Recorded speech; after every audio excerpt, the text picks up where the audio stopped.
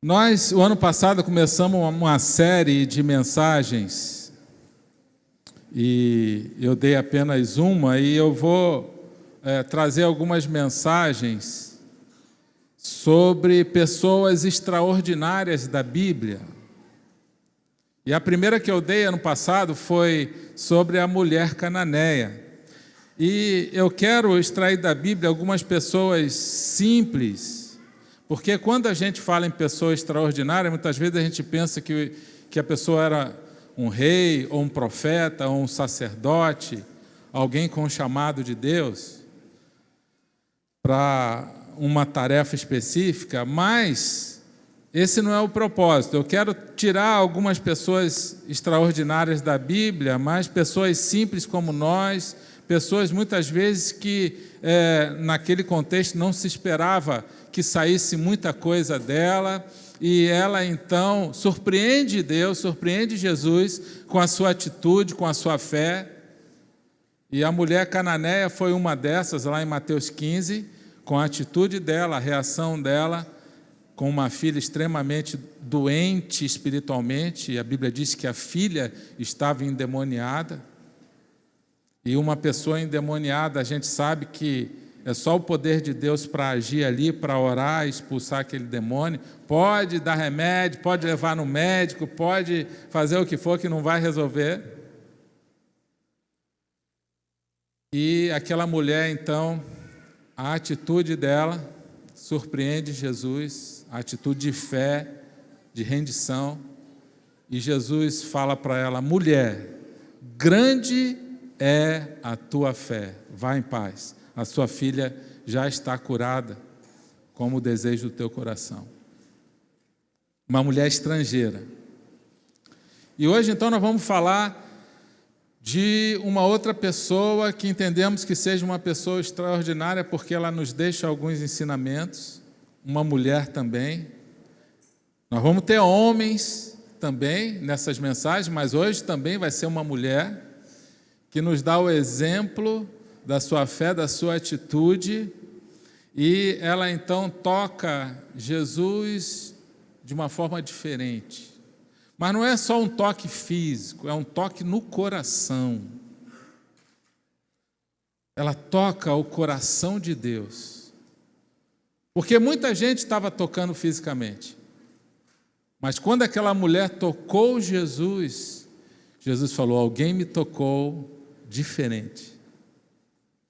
E esse então é o tema dessa palavra. Uma mulher, uma pessoa extraordinária, que toca Jesus de uma forma diferente. E essa história está lá em Marcos 5, 25 a 34. Você pode acompanhar a leitura, eu vou ler aqui. Que é a mulher que tinha uma hemorragia, um fluxo de sangue, que ela não conseguiu resolver.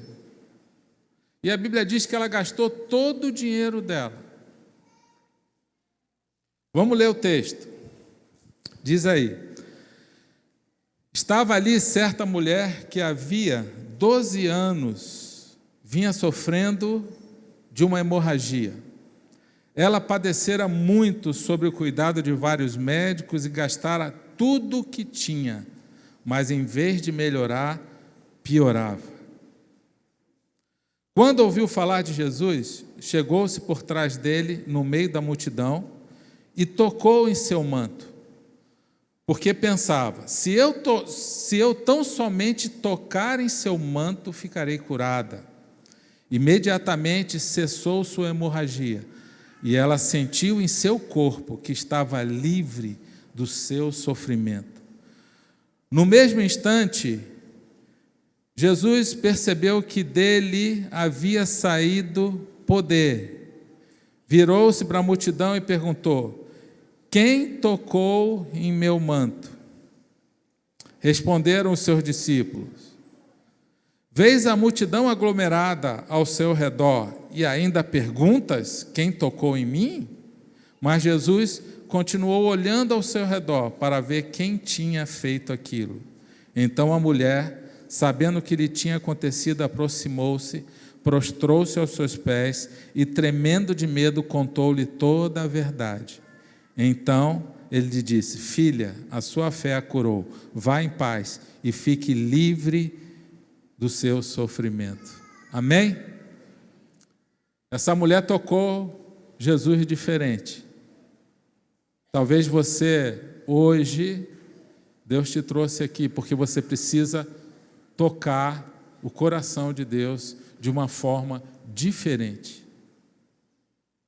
E ela nos ensina como tocar diferente, que é mais do que um toque físico, é mais do que ir a um culto, é mais do que fazer um ato de serviço para Deus,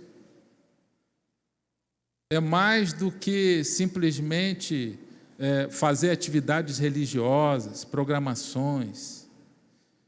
Nós queremos tocar o coração de Deus diferente. Mas antes vamos ver alguns obstáculos. Porque sempre quando você vai querer tocar a Deus de uma forma diferente, você vai enfrentar barreiras, porque o inimigo não quer isso. Ele vai fazer tudo para tentar te impedir. E isso aí é comum na vida cristã. É normal acontecer isso. Então vamos ver aqui algumas barreiras, porque só consegue tocar a Deus de forma diferente quando a gente vence essas barreiras, esses obstáculos. Olha aqui o que ela estava enfrentando, por exemplo. Uma grande fraqueza física e emocional. A hemorragia, perdendo sangue. Você já imaginou? Homem não sabe o que é isso, mas as mulheres vão entender bem. Uma menstruação que nunca acaba. É o que ela sofria. Uma hemorragia constante. E isso deixava ela fraca, debilitada, possivelmente com uma anemia, com fraqueza e outros problemas decorrentes a isso. E diz a Bíblia que isso piorava. Ela gastou tudo com o médico e só piorava. E provavelmente o emocional dela também abatido. Por quê? Porque ela vivia um isolamento. Naquela época, a lei de Moisés dizia, lá em Levítico 15, 25, fala isso, que quando a pessoa estava com uma hemorragia, sangrando, ela era considerada impura, ela não podia sair de casa, ela não podia ter contato com pessoas, se alguém tocasse nela, ficava impuro também. E isso possivelmente abatia ela emocionalmente. As emoções dela estavam abatidas por isso, por causa desse isolamento. O preconceito dos outros. As pessoas, quando uma pessoa era considerada impura, no caso dela, por causa dessa hemorragia, desse sangramento, ela era considerada impura, ela então era isolada e havia um preconceito do povo em relação a essas pessoas. Ela, um outro problema, ela gastou tudo que ela tinha, agora ela não tinha mais dinheiro nenhum. Ela investiu tudo nos médicos. E eu conheço uma pessoa que investiu muito dinheiro para ter a cura na sua saúde, por um problema de saúde. Investiu muito dinheiro com médicos em vários locais e até fora do Brasil. Só que tem um detalhe, essa pessoa não foi curada e ela continuou com o mesmo problema. Quando há a cura, ótimo, valeu a pena todo o investimento, teve resultado, mas em alguns casos não há cura, que foi o caso dela. Ela gastou todo o dinheiro dela e não houve cura, gastou tudo o que tinha, não tinha mais dinheiro. E ela tinha um outro obstáculo também, porque toda vez que você quer tocar diferente, você quer buscar, você tem empecilhos, e aqui a multidão era um empecilho.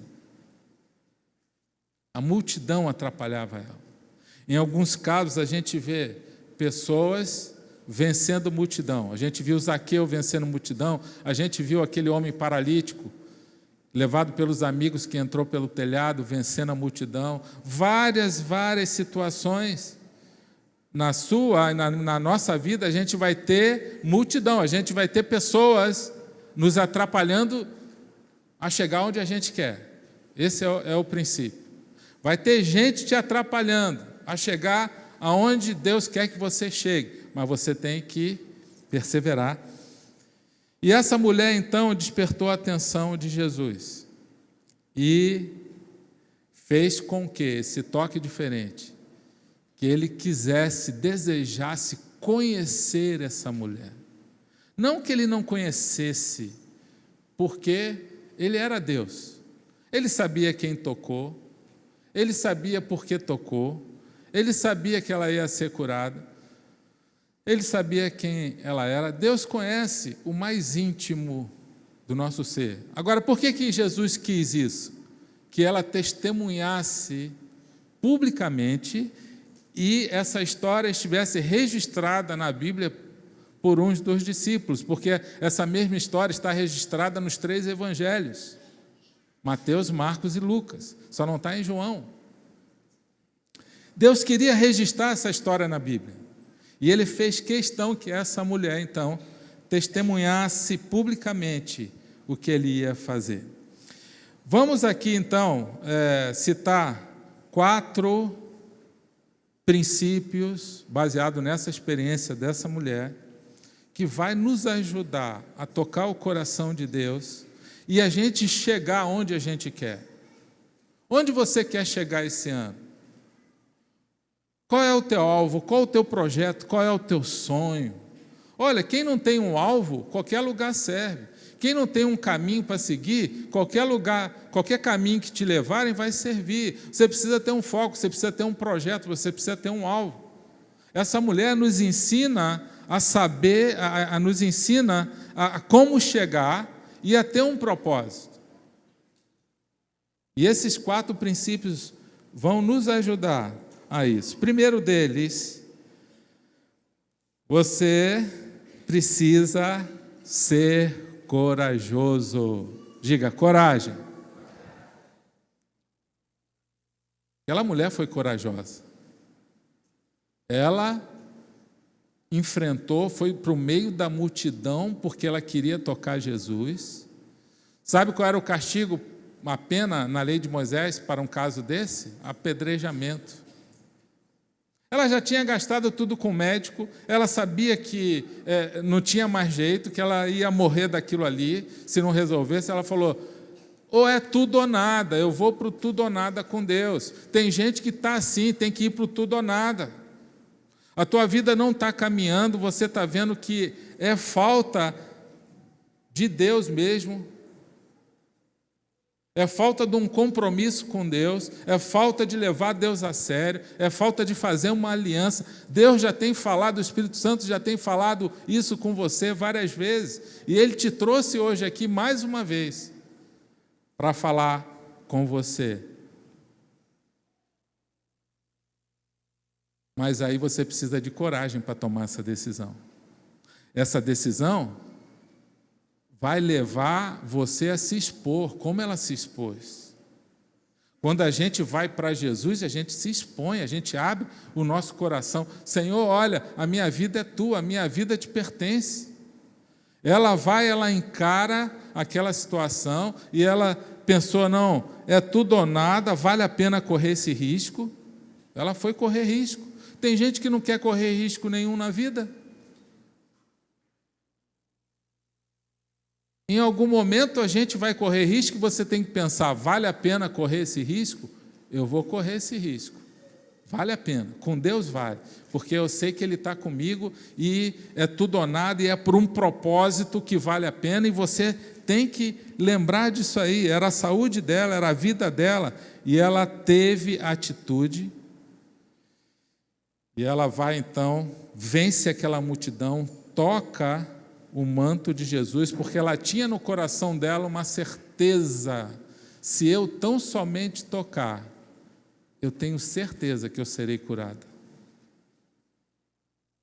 E ela então faz todo esse esforço, vence a multidão, vence as limitações dela, a fraqueza dela, vence o preconceito, vence todos os obstáculos e vai até ele e toca. E expõe o erro dela em público para todo mundo ver, porque muita gente... Cafarnaum era uma cidade pequena. Se você for lá, pertinho do Mar da Galileia, você vai ver que é uma comunidade pequena, a cidade de Cafarnaum está lá até hoje, as ruínas. A sinagoga que Jesus frequentava está lá. Era pequena, era uma comunidade pequena. Você acha que não sabia um problema dela? Todo mundo sabia. A dor daquela mulher, o quanto ela gastou, o sofrimento dela. E sabia que ela era impura, considerada impura pela lei de Moisés, como fala lá em Levítico. Não podia se misturar com o povo, principalmente tocar numa pessoa. Ela expõe o erro dela na frente de todos, de forma corajosa, e falou: Senhor, é tudo ou nada agora. E Deus então faz um milagre por causa da coragem. Deus está te chamando a uma coragem. O que está faltando para você, essa coragem? Uma pessoa uma vez falou para mim: pastor, sabe por que eu não aceito Jesus? Porque eu sei que eu vou ter que mudar.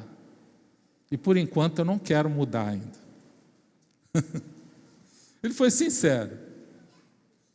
Eu quero estar na balada, eu quero fazer um monte de coisa que a Bíblia fala que ainda... Um dia eu vou, eu sei que eu vou, mas por enquanto eu não estou querendo, porque eu sei que eu vou mudar, eu vou ter que largar essas coisas. Um outro uma vez falou assim: sabe por que eu não aceito Jesus? Porque eu sei que se eu aceitar, eu vou ter que parar de fazer meus esquemas, desonestidade, eu ainda conto algumas mentiras. O Espírito Santo não vai aceitar isso e eu sei que eu vou ter que parar e por enquanto, eu sei que eu vou chegar lá, Mas se Deus te chamar antes? A gente não sabe. A vida é como, né, o sopro uma neblina que ela logo se desfaz, diz a Bíblia. Essa mulher demonstra coragem. Para a gente ir a Jesus e tocar de forma diferente, nós vamos precisar coragem. Talvez você tenha que vencer algumas pressões, alguns obstáculos, até em família. Porque de repente você foi criado num sistema de crença diferente, onde pessoas acham que Deus é propriedade de algumas igrejas. É porque não entenderam o coração de Deus ainda, de Jesus. Acha que Deus é propriedade de igreja A, B ou C. Não, a minha igreja é a única certa, é a única que salva, e quem sair daqui vai para o inferno. Sabe qual é o nome disso aí? Idolatria, ou seja, a igreja está acima de Deus. Onde que está isso na Bíblia? A igreja está abaixo de Jesus. A igreja é a noiva de Cristo.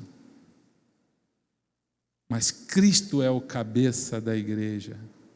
E ele não é propriedade de denominação, de igreja A, B ou C, nada disso.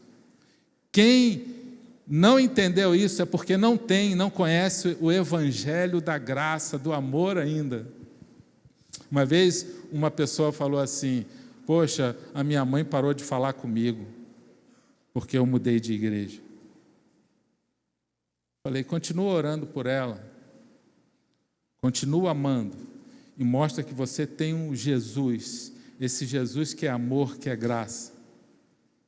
E se ela tem esse Deus, o Deus da palavra, ela vai entender isso e vai se alegrar por você. Seja o melhor filho agora, seja o filho que ame mais, seja o filho que cuide dela, seja o filho que se relaciona bem com seus irmãos, seja o melhor marido, seja o melhor pai, que ela vai ver Deus em você e ela vai se quebrantar. É assim que funciona, meu irmão. Quantos casos a gente já viu aqui de pessoas da igreja que enfrentaram obstáculos, mas tiveram que ser corajosos. Você vai ter que ser corajoso para romper com aquilo que está te prendendo e não está deixando você tocar Jesus de uma forma diferente. Você quer tocar da forma que você sempre tocou, de uma forma religiosa, talvez, de uma forma onde não houve entrega total. Talvez você precise de ajuda, talvez você precise de um empurrão, né? Um empurrãozinho. Tem um rei que ele queria casar a filha dele, a princesa, e esse rei, então, pensou, como que eu vou fazer isso? Como que eu vou escolher o meu futuro genro? Como que vai ser? E tal, e tinha muitos e muitos interessados naquele reinado, e ele, então, decide casar a filha dele e promove, então, uma grande competição, porque ele queria um genro corajoso. Queria um genro corajoso, um guerreiro, um homem que fosse proteger a filha dele, e ele queria que o genro dele tivesse essas características de coragem.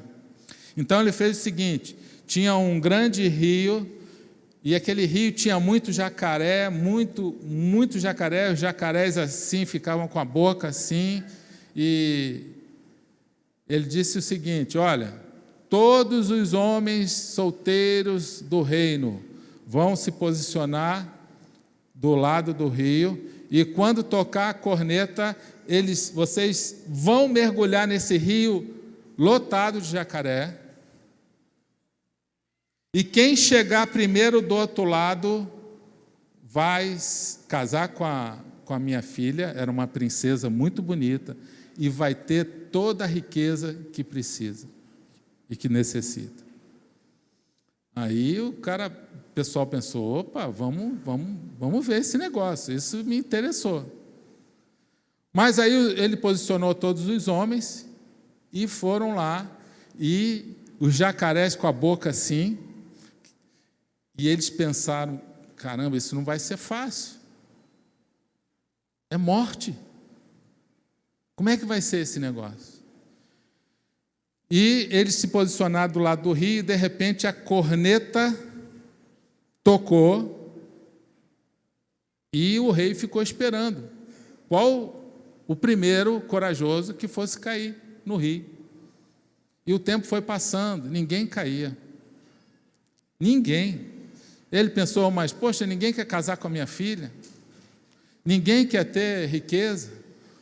E nada, o tempo foi passando e nem um corajoso. De repente, cai um homem na água e sai nadando desesperado, e os crocodilos pegando as pernas, ferindo os braços dele, e ele, cheio de ferimento, com muito desespero, com muita luta, conseguiu chegar do outro lado. Desesperado, apavorado, aquela cara de pânico, e levaram ele até o rei. E o rei, parabéns, você é um homem corajoso, você está de parabéns pela sua coragem, o que você deseja agora? Ele, desejo saber quem foi que me empurrou.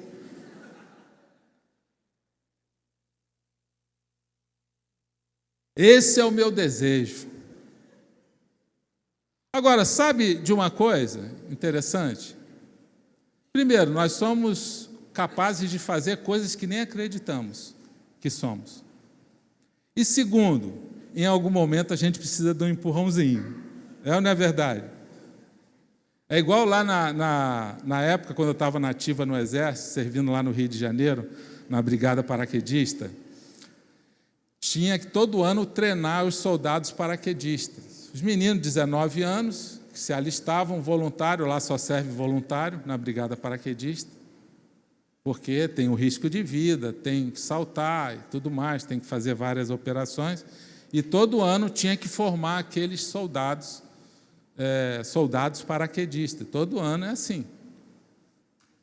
E aí é um treinamento longo, com muita atividade física, muita exigência.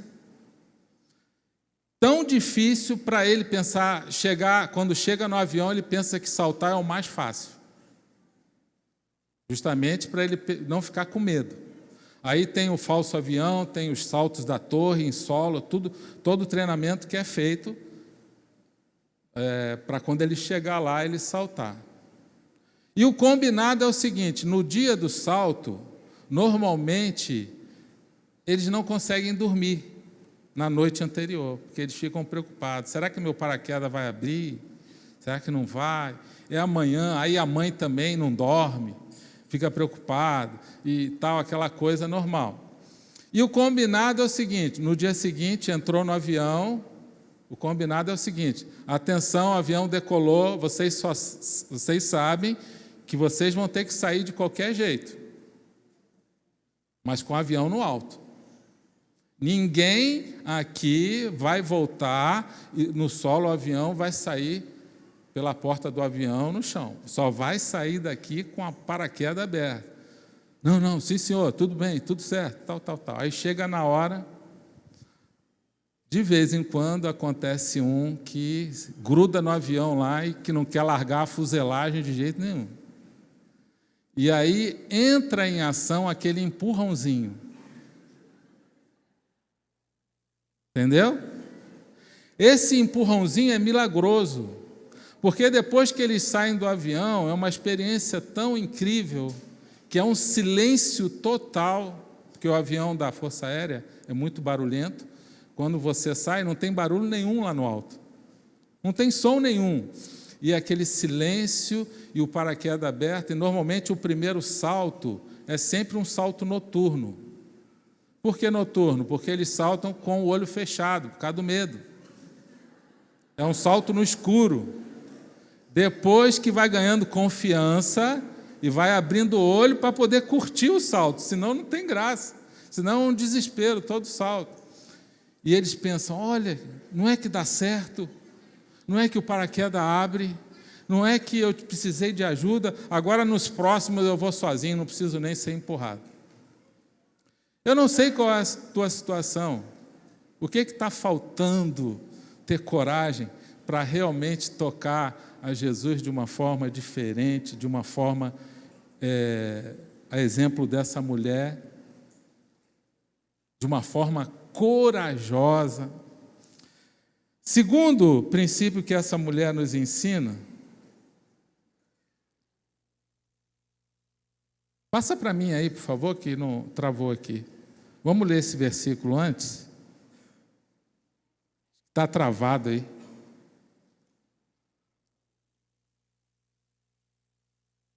Olha aqui.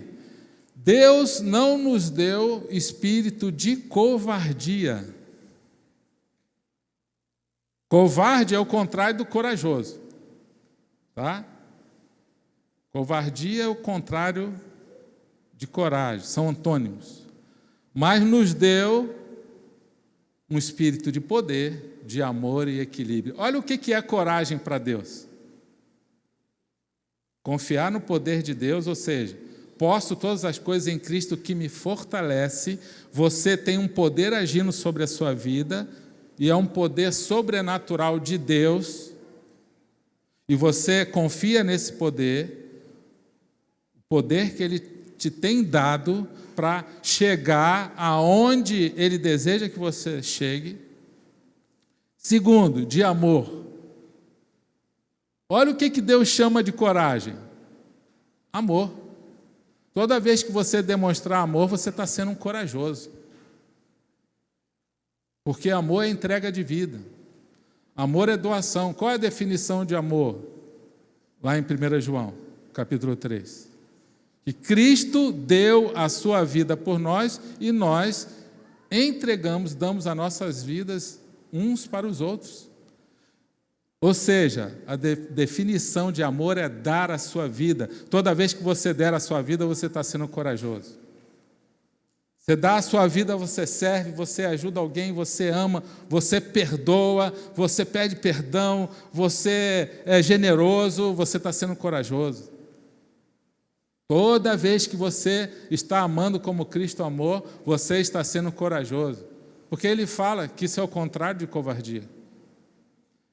E depois ele fala do equilíbrio.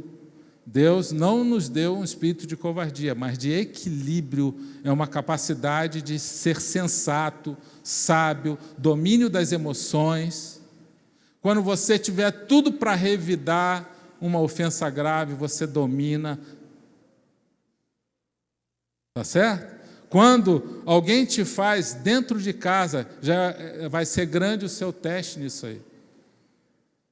Com as pessoas que você convive, no local do trabalho, quando o teu chefe te faz uma injustiça, e você tinha tudo para fechar o coração, revidar, e ficar magoado ou ressentido, e você não fica, e você tem equilíbrio, você domina as tuas vontades, as tuas emoções, baseada na ação do Espírito Santo, que está gerando em você sabedoria para lidar com situações difíceis. A sabedoria de Deus sempre vai ser exigida de nós, não é quando está tudo bem, a mil maravilhas. Vai ser diante de situações difíceis que Deus vai gerar em você essa coragem para demonstrar amor, equilíbrio. Esse é o nosso desafio. Segundo, essa mulher nos ensina a perseverança. Havia uma multidão ali e ela precisava chegar até Jesus.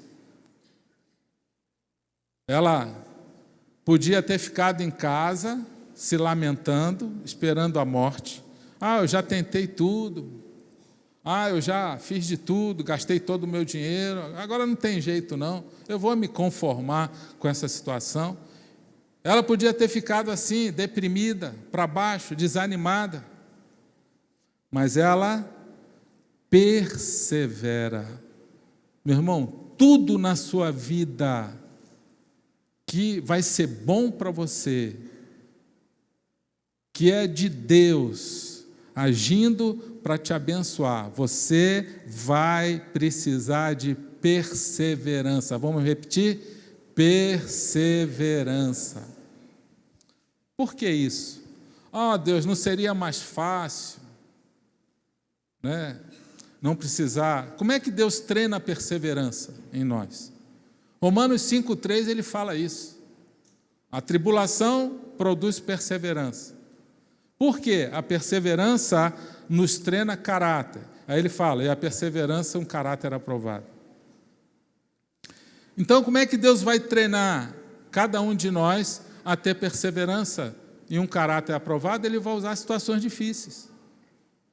Problemas para a gente resolver, onde a gente vai buscar a Deus, vai depender mais de Deus, onde a gente vai precisar de sabedoria, onde a gente vai precisar aplicar princípio de Deus, onde a gente vai dobrar o joelho para orar, onde a gente vai pedir oração, onde a gente vai buscar entendimento, sabedoria na palavra, onde a gente vai ter que ter atitude. Deus vai colocar situações para a gente treinar a perseverança. Qual era a situação dessa mulher? Uma enfermidade que ela não conseguia resolver. Imagina essa mulher agora, o que ela vai fazer a vida dela? Ela vai seguir a Jesus, ela vai querer declarar isso, ela vai ser fiel, o caráter dela, a experiência que ela passou, treinou um caráter baseado na honra, na fidelidade a Deus, porque ela viveu um milagre. O problema é que as pessoas não estão tendo experiências com Deus.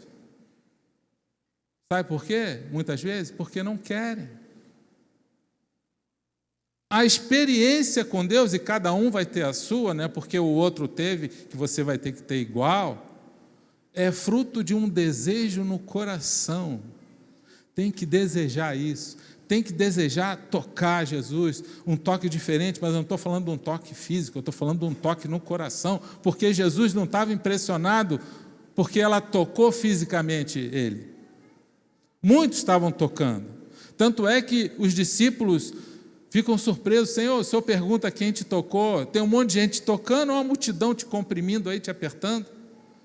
Jesus falou: não, tem alguém que tocou com o coração, tem alguém que tocou diferente. E é isso que Deus quer que a gente faça, que toque diferente, e a proposta é essa. E para isso você vai ter que perseverar. Na hora que vier o desânimo, na hora que vier o problema, que vier a dificuldade. E esse ano você vai ter oportunidade de praticar isso. Se você tem um alvo, você tem um projeto, você tem aí um alvo com Deus na sua vida, quem tem? Levanta o braço. Amém, glória a Deus. Você acha que vai ser fácil? Quantos projetos, quantos alvos nós já fizemos e não conseguimos alcançar? Eu sei que se eu perguntar aqui, muitos vão falar: não, eu fui, mas parei, desisti, eu tentei isso o ano passado, o ano retrasado e não consegui. É comum acontecer isso, mas Deus quer que a gente tenha um propósito que persevere. Olha, com os homens da Bíblia, os homens de Deus, também foi assim. Tiveram que perseverar. José mesmo, aquele jovem sonhador lá de Gênesis, rejeitado pelos irmãos, tentaram matar ele, depois mudaram de ideia, venderam para o Egito, como escravo para ganhar um dinheiro. Foi ser escravo no Egito, chegou lá, foi trabalhar na casa de Potifar, foi injustiçado, acusado, né, de ter feito algo que ele não fez, foi preso, ficou lá uns 2 anos na cadeia. Quanta injustiça, quanta tribulação aquele jovem passou. Ele podia estar pensando assim: olha, não valeu a pena seguir a Deus, não valeu, olha o que eu estou sofrendo, fui rejeitado pelos meus próprios irmãos, vendido como escravo, vim para cá, eu sempre obedecendo a Deus, a mulher de Potifar queria me seduzir, eu não quis, fui preso indevidamente. Não vale a pena obedecer a Deus. Uma mente infiel, uma mente sem um propósito, seria capaz de pensar assim? Mas com José não foi assim. Ele estava sendo treinado.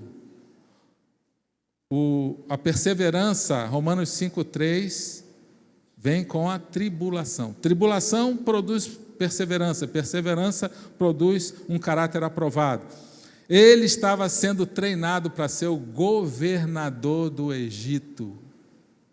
Ele não sabia que ia ser ainda, mas Deus sabia. Deus já sabe onde você vai chegar. Amém? Você quer chegar lá? Sim ou não? Então persevere. É assim que funciona, meu irmão.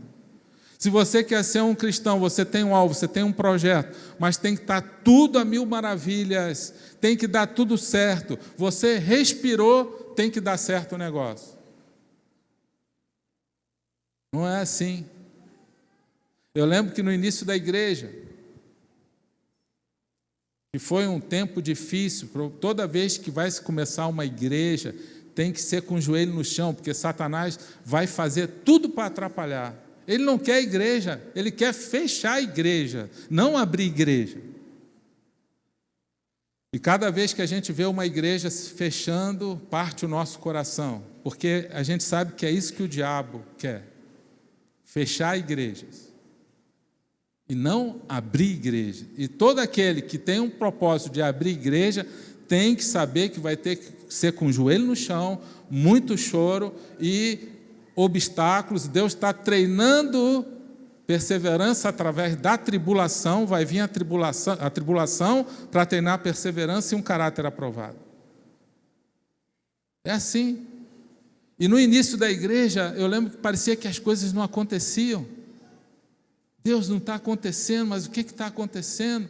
E de repente, várias pessoas, muitos endemoniados na igreja. Pessoas com problemas espirituais. E a gente cuidando, eu cuidava de um grupo, a Claudinha cuidava do outro, pessoas possessas que a gente tinha que fazer libertação no gabinete. Inclusive por isso que a gente faz o Retiro Vida Vitoriosa, que é justamente para trabalhar o coletivo. E poucas pessoas se convertendo. Deus, será que sou eu o problema?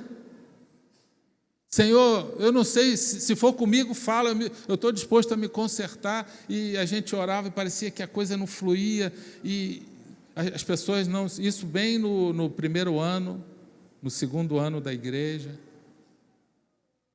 Aí Deus falou ao meu coração: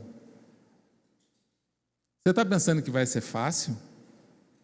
Você está pensando que para cuidar de uma igreja, para vir aqui pregar o evangelho nessa cidade onde muitos estão fazendo, vai ser fácil? Não vai ser. O projeto que Deus tem para você, Ele fala que Ele tem plano de um bom futuro e esperança para todos nós, mas nós vamos ter que ralar. É como você deseja o bem para um filho seu. Você deseja que aquele filho seja próspero, que aquele filho estude, que ele tenha sucesso na vida. Mas quem que vai ter que fazer tudo aquilo? É você ou ele? É você ou ele? Ele que vai ter que estudar, ele que vai ter que ralar, ele vai ter que acordar cedo. Não adianta você querer por ele. Com Deus é a mesma coisa. Deus falou: meu filho, vai para o jejum e oração. O diabo me acordava 3 horas da manhã. Eu já sabia. Vinha uns arrepios, eu sentia o inimigo rondando a mim ali, e ele queria que eu tivesse medo dele, e eu tinha que orar em voz alta para repreender. Pessoas com problemas espirituais, pessoas ficando endemoniadas na igreja, o diabo veio com tudo. Aí eu falei: você vem com tudo? Nós também vamos com tudo. Agora nós vamos evangelizar mais, nós vamos orar mais, nós vamos jejuar mais, nós vamos clamar a Deus mais. É assim que funciona. Essa é a batalha. Nós estamos vivendo numa batalha espiritual. O teu alvo, Satanás não quer que você chegue lá. O projeto de Deus na sua vida, ele vai fazer tudo para tentar atrapalhar você. Vocês precisam perseverar, de modo que quando tiverem feito a vontade de Deus, recebam o que Ele prometeu. Nós precisamos perseverar, então, como? Fazendo a vontade de Deus. Não adianta você perseverar numa coisa que não é a vontade de Deus, uma coisa errada da tua cabeça. Não, tem que ser de acordo com a vontade de Deus, e aí vai ter recompensa. Porque Deus é fiel. Pode parecer, você olha para as circunstâncias e você pode pensar: não está acontecendo, e acho que não vai dar certo, acho que eu não vou conseguir chegar no alvo. Não, você continua perseverando. Essa mulher nos ensina essa perseverança. Terceiro, ela nos ensina submissão a Jesus. Se você quer tocar diferente o coração de Deus, você precisa ter submissão. Diga: submissão. Submissão é uma rendição total, onde você se compromete a fazer a vontade dele. Como é que você quer tocar o coração? Você quer ser uma pessoa abençoada esse ano, levar Deus a sério, mas você, em algumas áreas da sua vida, você quer fazer o que você tem vontade, e não o que Deus fala para fazer. A gente não vai conseguir. Onde ela ensina a submissão? Ela queria tocar Jesus e ser curada e sair fora, discretamente. Não, só quero a minha bênção, só vou ali tocar Jesus e vou sair de fininho, só eu tocando, eu creio que eu vou ser curado, mas ninguém pode me descobrir. Olha, Deus vai exatamente naquele teu medo. Deus vai exatamente na ferida, onde muitas vezes a gente quer esconder de Deus. E aí, é nessa hora que Ele vai testar a nossa submissão. E Ele fala: alguém me tocou diferente. Ele sabia que ela queria sair de fininho. Ele queria que ela só queria a bênção. Ele sabia que ela só queria a bênção e depois seguir a vida dela. Talvez você esteja aqui, espero que não seja, querendo só uma bênção de Deus, mas não querendo um compromisso com Ele, não querendo um relacionamento. Deus, eu só quero que o Senhor responda essa minha oração, esse meu desejo. Faz isso por mim. Olha, Deus sonha com muito mais para você. Ele quer muito mais com você, Ele quer um relacionamento, Ele quer um testemunho. E aí vem o teste para aquela mulher, onde é exigido dela, Jesus exige dela a exposição dela. Ele sempre nos faz assim, Ele nos leva a nos expor, a tirar aquilo que está escondido, aquilo que está oculto. Porque aquilo que está oculto na sua vida se torna maior que você e vence você. Ela queria algo, mas Jesus vai além. E Ele fala, quem me tocou? Alguém me tocou diferente, porque de mim saiu o poder. E é assim que a gente extrai poder de Deus. Quando a gente toca Ele dessa forma, diferente, com rendição, com perseverança, com submissão. E ela pensou, não, vou ter que... Jesus pediu, eu vou ter que falar. E ela conta toda a verdade. E em Mateus, ele fala que ela testemunhou para todo mundo. E ela conta para todo mundo por que ela estava ali. Ela teve que se expor, correndo o risco de ser apedrejada. E ela se expõe, ela conta o testemunho dela. Olha, eu tenho um sangramento, eu sei que eu tenho esse problema, e eu sou impura, e eu estava isolada, mas eu gastei todo o meu dinheiro, gastei tudo, investi a minha vida toda nisso, mas não conseguiu resolver. Eu vim para aquele tocar Jesus, aquele que eu creio que vai resolver o meu problema. E ela, então, é curada ali na mesma hora. Mas Deus exigiu dela um testemunho público. Incrível isso, né? Tantas vezes eu li esse texto, mas quando eu li esse texto agora, parece que me saltou algumas coisas na minha mente, que o Espírito Santo falando como é importante a gente dar um testemunho daquilo que Deus faz na nossa vida. A submissão dessa mulher, ela se submete totalmente. Diz em 1 Pedro 5,6, portanto, humilhem-se debaixo da poderosa mão de Deus, para que Ele os exalte no tempo devido. Amém?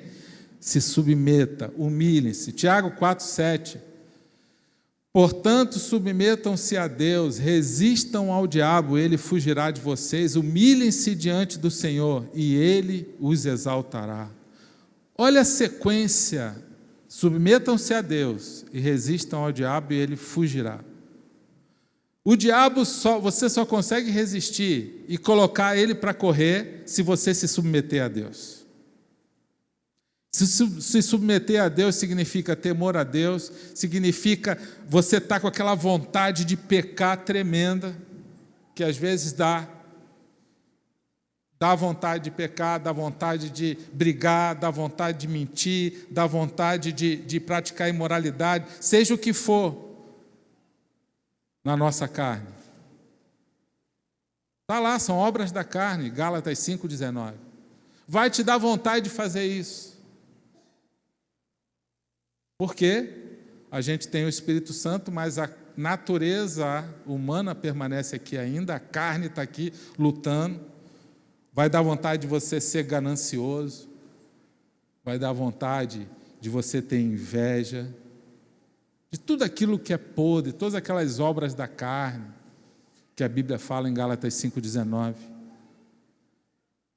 Mas, naquele momento que te der aquela vontade tremenda de brigar, de resmungar, de reclamar, de ser aquela pessoa chata, difícil de lidar, te der a vontade de reclamar em casa e acabar com a paz em casa, você se domina, você fala, Senhor, eu não vou fazer isso.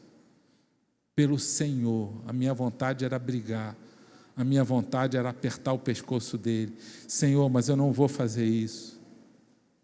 Minha vontade era xingar ele, porque eu sou boa de palavras, mas eu não vou fazer isso. Não vou por causa do Senhor. A minha vontade era cair na imoralidade, ir para a pornografia, ver essas coisas. Senhor, mas eu não vou, Senhor, porque eu tenho um propósito contigo. Esse ano de santidade, eu quero viver uma vida de santidade. Meu irmão, é assim que a gente cresce com Deus. Seja o que for a área que você tenha luta na sua vida, quando vier a vontade de fazer o errado, você se submete a Jesus. Não, Jesus, eu não vou fazer. Sabe qual é o nome disso? Obediência. Vamos repetir? Obediência. É um desejo profundo de agradar a Deus, que é o nosso maior desafio. É agradar a Deus com a nossa vida, no nosso dia a dia. É uma luta constante. Aqui dentro, na hora do culto, é fácil. Embora alguns até brigam na hora do culto. Eu já vi casal daqui brigando. Tem gente que briga, consegue brigar na hora do culto. Fica falando assim meio, né? Um fala uma coisa, outro fala outra. E daqui eu vejo que estão brigando, né?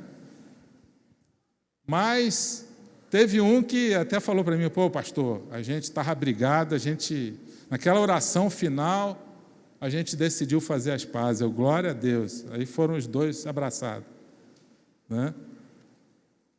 Mas você vai ser testado. Você colocou o pé para fora aqui, você vai ser testado todo o tempo a viver de uma forma que agrade a Deus, meu irmão. Esse é o nosso desafio. Não é agradar a religião, não é agradar A, B ou C, mas é aquele que é o dono da nossa vida. E quarto e último, para a gente terminar, ela tem uma fé que chamou a atenção de Jesus. Uma fé que moveu o coração de Deus. Agora, como é que a gente sabe quando a gente tem fé? A fé vem do interior, mas ela precisa ser demonstrada com atitudes. Senão, Tiago 2 fala que a fé sem obras é o quê? Morta. Ou seja, ele está falando, você tem fé? Então mostra que você tem fé. Com o quê? Com atitudes, com ação, como aquela mulher fez. Por isso que Jesus falou para ela, filha, a tua fé te curou. Por quê? Porque ela demonstrou fé. Ela teve atitude, coragem, perseverou, se submeteu a Jesus e Jesus ficou impressionado com a fé dela, quis conhecer ela. Quem me tocou? Quem me tocou? Eu quero que essa mulher, claro que ele conhece ela, Deus nos conhece, Deus nos chama pelo nome. Mas ele queria que ela testemunhasse, porque uma coisa era Jesus falando, a outra coisa é aquela que foi curada falando. Jesus colocou ela falando para todo mundo. E ela se submeteu, né? E ela obedeceu. Tudo isso foi uma demonstração da fé dela. Meu irmão, fé se aprende. Diga, fé se aprende. A gente não nasce com fé. Fé não vem do nada. Tanto se aprende que os discípulos falaram para Jesus, Senhor, a gente precisa de fé. Nos ensina isso aí, acrescenta em nós. Romanos 10:17 fala que a fé vem pelo conhecimento, pelo ouvir da palavra de Cristo. Essa palavra entra em nós, gera fé e a gente começa a crer mais nas promessas de Deus, naquilo que Deus promete. Fé é aprendida e gera em nós, é algo que Deus gera em nós a partir do momento que a gente deseja. Então, é vontade de Deus te dar fé, é vontade de Deus nos dar fé. Você só vai conseguir agradar a Deus se você tiver fé. Hebreus 11:6 fala, sem fé é impossível agradar a Deus. Vamos repetir isso? Sem fé é impossível agradar a Deus. Fé é você crer, acreditar, ter certeza daquilo que você espera. Você não viu acontecer, mas você crê. E você imagina na sua mente aquilo acontecendo já. Você já visualiza. Isso é fé. Pelo poder de Deus e você tomando atitude para aquilo acontecer. E aí a coisa vai acontecer. Jesus é a esperança para os desesperançados. E uma coisa que eu acho legal nesse texto. Na lei de Moisés, aquela que era impura, essa mulher era considerada impura, se tocasse em alguém, essa pessoa também se tornaria impura. Ela tocou Jesus e o puro continuou sendo puro. Amém? Ele continuou sendo puro. E eu tenho a certeza que Deus quer te dar oportunidade de você praticar isso, para que você seja abençoado. E você que está em busca de algo de Deus, seja abençoado e recompensado por Ele, para que você possa testemunhar e declarar a bênção de Deus sobre a sua vida, o milagre que Deus fez. Amém? Vamos ficar de pé. Eu quero te convidar hoje a dar um toque diferente em Jesus. Eu quero te convidar hoje a dar um toque de entrega total, um toque de submissão, mas vai exigir de você coragem, vai exigir de você atitude, perseverança, submissão e fé. Pai, obrigado por esses irmãos corajosos que estão aqui na frente, Pai, decidindo entregar suas vidas a Ti. Obrigado por eles. E nós, como igreja, agradecemos ao Senhor pela vida deles. E pedimos agora que a Tua graça, a Tua misericórdia, Teu amor, a Tua bondade estejam sobre eles. Senhor, que eles prossigam firmes, Senhor, crendo, confiando no Senhor, que o inimigo não tenha poder de roubar essa semente no coração deles. Protege eles do mal. Guarda a vida deles, Senhor. Nós te agradecemos em nome de Jesus. Amém? Vamos aplaudir.